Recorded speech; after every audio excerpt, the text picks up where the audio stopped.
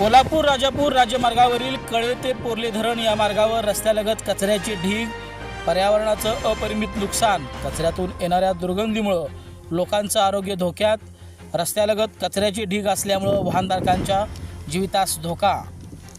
कोल्हापूर राजापूर राज्यमार्गावरील कळे ते पोर्ले धरण या मार्गावर कळे, साळवाडी आणि कौरवाडी हद्दीत रस्त्यालगत कचऱ्याचे ढीग साठले आहेत। प्लास्टिक, काचेच्या बाटल्या, सडलेली फळे, भाजीपाला, औषधांच्या बाटल्या तसेच जैववैद्यकीय कचरा आणि ब्रॉयलर कोंबड्यांची पिसे रस्त्यालगत टाकण्यात आली आहेत।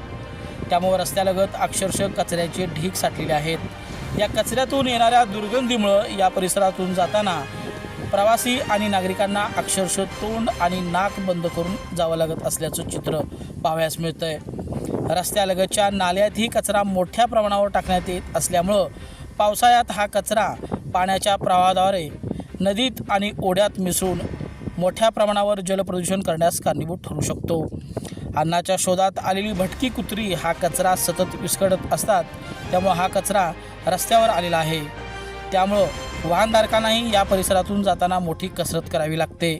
कळे ते पोर्ले धरण या मार्गावर ठिकठिकाणी कचऱ्याचे ढीग साठलेले असताना प्रदूषण नियंत्रण मंडळ झोपले आहे की काय, असा संतप्त सवाल आता नागरिक आणि पर्यावरणप्रेमी विचारत आहेत।